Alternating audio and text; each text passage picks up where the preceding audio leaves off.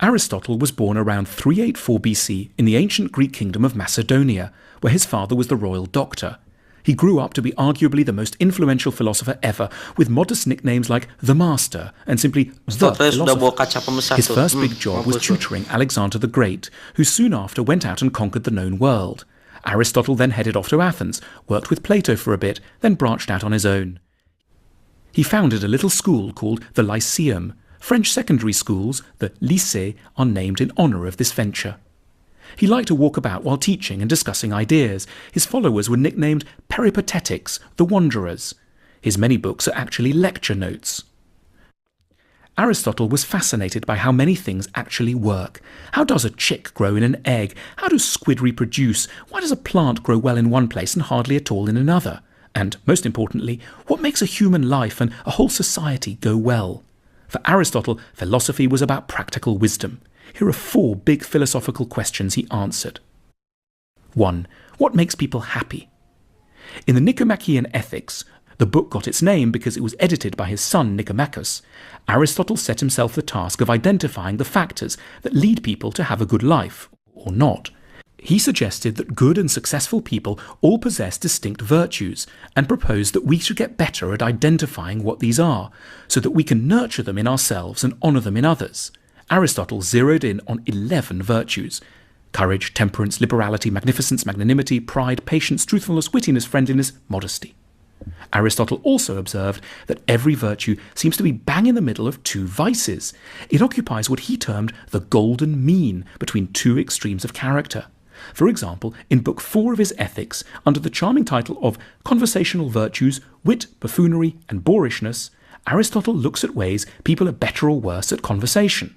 Knowing how to have a good conversation is one of the key ingredients of the good life, Aristotle recognized. Some people go wrong because they lack a subtle sense of humour. That's the bore, someone useless for any kind of social intercourse because he contributes nothing and takes offence at everything. But others carry humour to excess. The buffoon cannot resist a joke, sparing neither himself nor anybody else, provided that he can raise a laugh, and saying things that a man of taste would never dream of saying.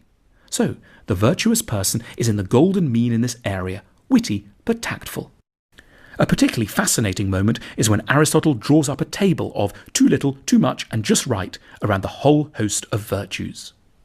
We can't change our behaviour in any of these areas just at the drop of a hat, but change is possible, eventually. Moral goodness, says Aristotle, is the result of habit. It takes time, practice, encouragement. So, Aristotle thinks people who lack virtue should be understood as unfortunate rather than wicked. What they need isn't scolding or being thrown into prison, but better teachers and more guidance. 2. What's art for? The blockbuster art at the time was tragedy. Athenians watched gory plays at community festivals in huge open-air theatres. Aeschylus, Euripides and Sophocles were household names. Aristotle wrote a how-to-write great plays manual, the Poetics. It's packed with great tips. For example, make sure to use peripeteia, a change in fortune, when for the hero things go from great to awful. In Titanic, Leonardo DiCaprio gets Kate Winslet, great, then they hit the iceberg, awful. And anagnoresis, a moment of dramatic revelation when suddenly the hero works out their life is a catastrophe. But what is tragedy actually for? What's the point of a whole community coming together to watch horrible things happening to lead characters, like Oedipus in the play by Sophocles, who by accident kills his father, gets married to his mother, finds out he's done these things, and gouges out his own eyes in remorse and despair? Aristotle's answer is catharsis, which is Greek for catharsis. Catharsis is a kind of cleaning. You get rid of bad stuff. In this case, cleaning up our emotions, specifically our confusions around the feelings of fear and pity. We've got natural problems here. We're hard-hearted. We don't give pity where it's deserved. And we're prone to either exaggerated fears or not getting frightened enough. Tragedy reminds us that terrible things can befall decent people, including ourselves. A small flaw can lead to a whole life unravelling. And so, we should have more compassion or pity for those whose actions go disastrously wrong. We need to be collectively retaught these crucial truths on a regular basis. The task of art, as Aristotle saw it, is to make profound truths about life stick in our minds. 3. What are friends for? In books 8 and 9 of the Nicomachean Ethics, Aristotle identifies 3 different kinds of friendship. There's friendship that comes about when each person is seeking fun. Their chief interest is in their own pleasure and the opportunity of the moment, which the other person provides. Then there are friendships that are really strategic acquaintances. They take pleasure in each other's company only insofar as they have hopes of advantage of it. Then there's the true friend. Not someone who's just like you, but someone who isn't you, but about whom you care as much as you care about yourself. The sorrows of a true friend are your sorrows. Their joys are yours. It makes you more vulnerable, should anything befall this person, but it's hugely strengthening too.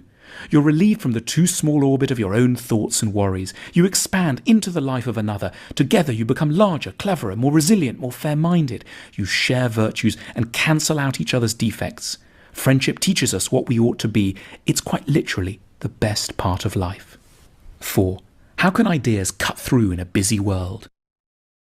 Like a lot of people, Aristotle was struck by the fact that the best argument doesn't always win the debate or the battle. He wanted to know why this happens and what we can do about it. He had lots of opportunity for observations. In Athens, lots of decisions were made in public meetings, often in the agora, the town square. Orators would vie with one another to sway popular opinion. Aristotle plotted the ways audiences and individuals are influenced by many factors that don't strictly engage with logic or the facts of the case. It's maddening, and many serious people, especially Plato, can't stand it. They avoid the marketplace and populist debate. Aristotle was more ambitious. He invented the art of what we still today call rhetoric, the art of getting people to agree with you. He wanted thoughtful, serious, and well-intentioned people to learn how to be persuasive, to reach those who don't agree already. He makes some timeless points. You have to recognize, acknowledge, and soothe people's fears. You have to see the emotional side of the issue. Is someone's pride on the line? Are they feeling embarrassed? And edge around it accordingly. You have to make it funny because attention spans are short. And you might have to use illustrations and examples to make your point come alive. We're keen students of Aristotle.